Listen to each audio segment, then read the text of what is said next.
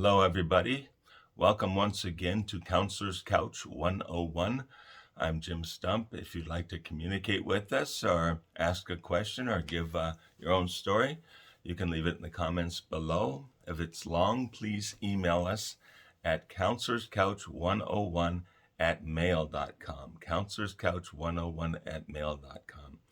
I'm sure most of you know that the only reason I'm here is because of this guy right there, right? We're trying to put together something that'll benefit the community, and in this case, it'll be the online community, an extended community. I'm inviting counselors to join with us, and when we get questions and situations and a request for advice and like that, I would like all the counselors to respond if they can. We'll synthesize all the information we get and present it here. Right now, I'm waiting on permission to use people's names. I've received a couple of emails with requests and etc., but I don't have permission to use the stories or the names. And I've connected with a counselor over in England thanks to this guy, and I'm waiting for permission on how we're going to do that and how we're going to present to the public what these other counselors are, suggesting and offering by way of advice. Right, trying to figure all that stuff out. In the meantime, it was before a few days ago, my most favorite post on this series was bottle fishing. Bottle fishing, I still recommend it. Go back and find it. Homesteading off the grid, bottle fishing. It really was an excellent one-off episode. I really enjoyed it. But then this one came and it said, don't gift. It said, don't be gifting. This is truly a work of art. Homesteading off the grid.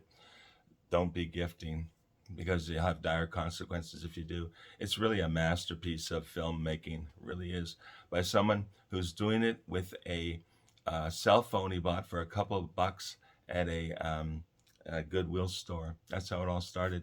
And he's come this far. He's telling tremendous stories.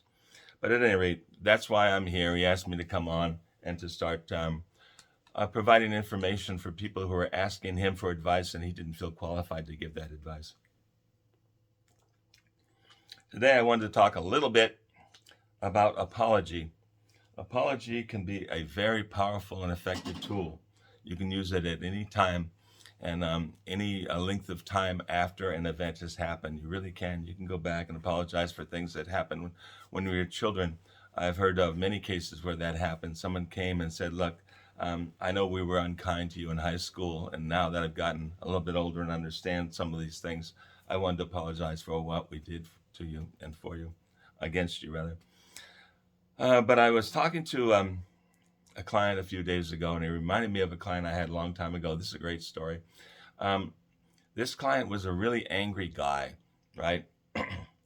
Let me back up a second. Before that story happened, I had heard of a study that psychologists did with an angry man. They're trying to figure out a way to deal with people's anger, so they're doing study. And they took this real angry guy. He was a salesman. He was an excellent salesman. His company really liked him. They wanted to keep him, but he would pick fights with the suppliers. He'd pick fights with the coworkers. He'd pick fights with the office personnel, and he was really difficult to get along with. And everybody was annoyed with him, and they wanted to get rid of him. But he was such a good salesman, they wanted to keep him on the sales staff if they could. So they asked the psychologists, the counselors, to come in and work with this guy and see if they could take away his anger. Well, what the psychologist did was they said, we'll give him an alternative way to express his anger so he doesn't have to be mad at the people at work. He was also blowing up his wife and his kids and the family all around, and he was just an unpleasant gentleman to be with.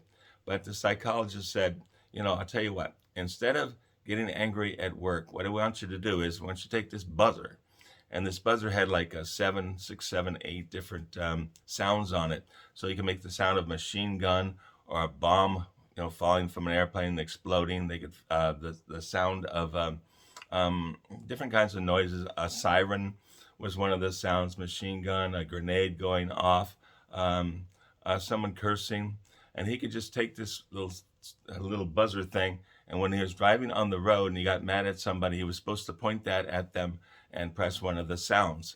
And they thought in that way he could vent his anger while he was driving to and from work, and he wouldn't have to be angry at work or with his family and so forth. Well, they let this guy try this experiment for a few weeks, and it turned out that the gentleman did not get calmer. He did not get more, he didn't get friendlier. He actually got worse. And what the psychologists realized was they were teaching him to be angry. And their theory was that if you vented somewhere, you would get rid of it and you'd be a nice, kinder person. They realized their theory was wrong, and they had to do the exact opposite. They had to teach him how to be peaceful.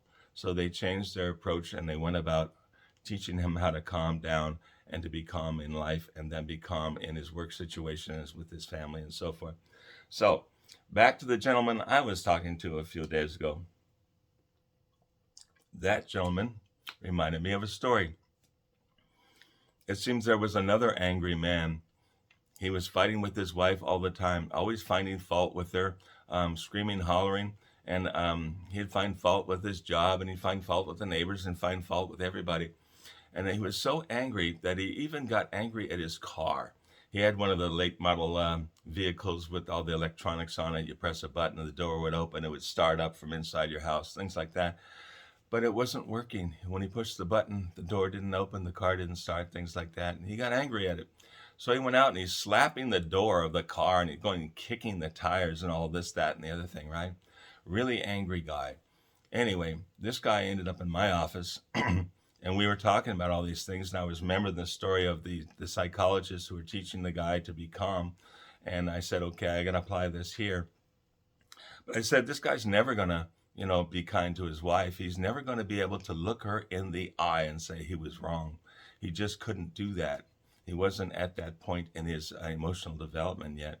So I told him, I said, did that car really do something bad to you? Was it trying to be evil to you? Was it trying not to be right for you? And he said, no, of course not. And I said, well, I think you ought to go out there and apologize to that car. And he thought that was the craziest thing, apologize to the car. I said, absolutely.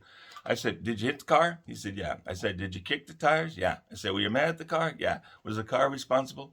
No. Go out and apologize to the car. Well, it took a lot of doing, it took a lot of weeks, it took a lot of conversations and a lot of encouragement. But finally, he began to do it. He went out and he apologized to his car every time it wouldn't start, and he got angry.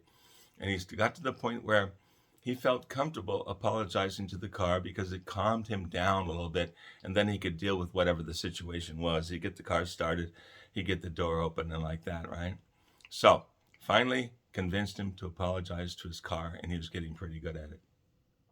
Then one day he was in his house with his wife, and I don't know what started it because they were always arguing, but he got into a big argument with his wife, a tremendous argument about some stupid, silly thing that wasn't important to anybody.